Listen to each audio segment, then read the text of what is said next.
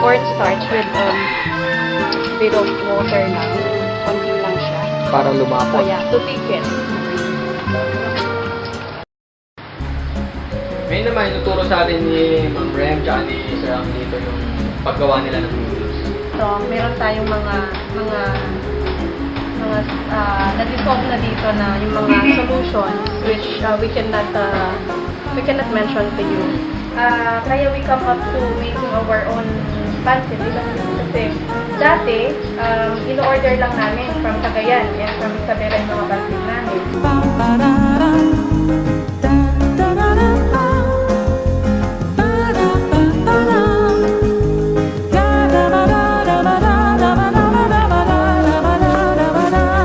Pagkatapos ng mixing ng mga ingredients natin, let's proceed to doon sa paninipisin natin siya.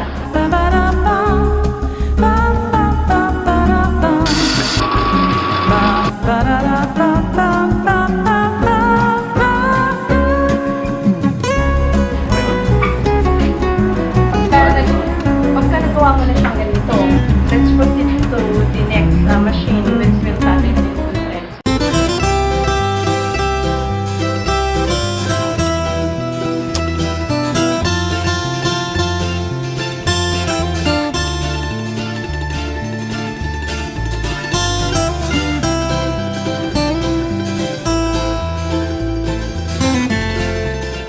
Na gawa na siya into threads, i-steam na siya. That's why we have our boil. Okay, i-boil siya. Ano i-steam natin yung kabagan? Kabagan. Okay. Next step to after yung threading niya is i-boil na siya. That's why we have our very big siliasi. We call it in Ilocano, siliasi. Ang Cabana Florence kasi meron siyang mga specialty. We make our own noodles. In the beginning kasi, Cabana Florence is nag-order lang from Cagayan and Isabela ng mga pansit. And on its way to Ilocos, ang dami ng mga chance, ang dami mga time na nasisiraan siya while on its way. The owner, Boss Foy, decided to put up a bodega, the Pugon, for which we now use for the production of pansit, kabagan, the fresh pansit, and the kabagan pansit.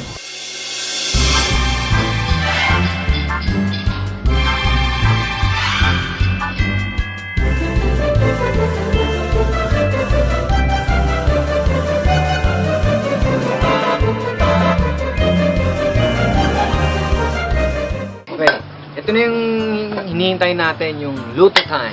Hindi pa ito yung lulutuin nila dun sa feeding program, pero ito yung sample na lulutuin ni Ma'am Rem. Cabana kasi we serve two variants. We have the Lomi Lechon and Lomi Chinese.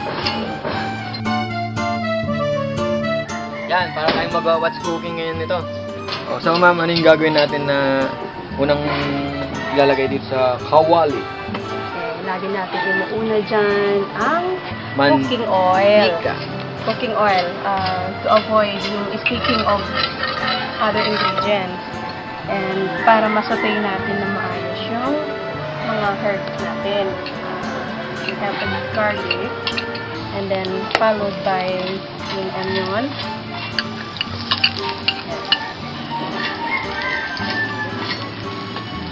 Yan ma'am, ano yan? Pampalasa lang ng konti. Tubig pa lang yan, mabango na. Sabaw pa lang yan. May Sabaw. ulam na. Sabaw pa lang ulam na.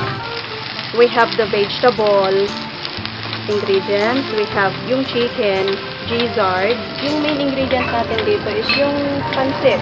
Ito yung one thing na dahilan kung bakit naiiba ang kabana. We use our own product. We make our own product, the fresh pancit. And we also have our kabagan. Ano yung susunod natin, ma'am, pag kumukulo na yung sabaw natin?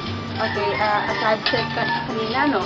Itong pancit natin, ginagawa natin dito. So, Talagang yun Cabana ang Florence pinaka-specialty. has its own pancit production. We make our fresh pancit and the kabagan, which originated from Kabagan Isabela. And this kabagan can be made into batil-patong, which is Cabana Florence's favorite. Pagkatapos natin ilagay yung pancit, wag natin hintayin na masyado malambot siya. We have to proceed dito. Ilagay na natin yung Carrot. mga veggies natin. Carrots, So, saka carrots repolyo. and repolyo. Yan. Pag natin hintayin na ma-overcook. Okay.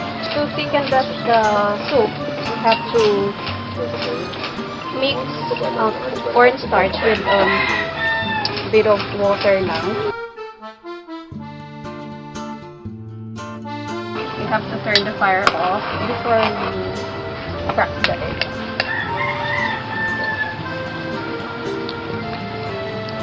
Yan siya. So, it's done. Ganito lang siya. Ito yung isa-serve natin for the feeding program. Tapos na natin lutuin yung lomi ni Ma'am Rem. Yan, ito na yung pinakihintay ko. Tikiman portion. So, for combination, immerge na natin yung lomi lechon and Wow, the lechon. lomi Chinese na dito. Okay. So, hindi lang pala siya lechon, ma'am. Meron pa siyang Bola. bola. In Cabana, we always say na pagka may mga customers kami, we always say, have a happy, healthy eating. So, kailangan pala kang laging nakasmile pag nakakain ka. Oo, syempre. And in Cabana, we really serve it hot.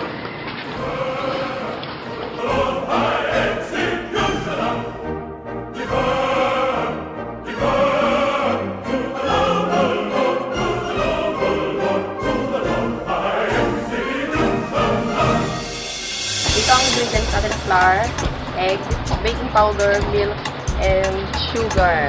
Then the cheese para sa pang-ibabaw. Tapos lalagyan natin ng Cheese. ayan na siya. Tapos itin natin. Okay, ito nga palang puto. I-serve nila dun sa feeding program mamaya.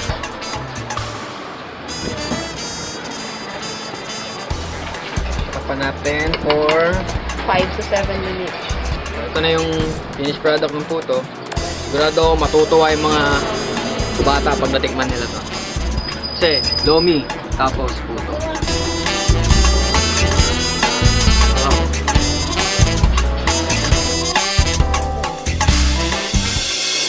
Medyo nahilig tayo sa pagluluto is because ang inyong lingkod po ay isang may bahay din na may 4 na anak, and it's a requirement for a hands-on mom na dapat marunong siyang magluto. And hindi lang para sa mga anak, especially para sa asawa. Ang very popular na kasabihan nga na the best way to a man's heart is through his stomach. Kaya hindi man innate sa akin yung skills ng pagluluto, natuto na lang ako, na-acquire ko yan nung nagkapamilya na ako.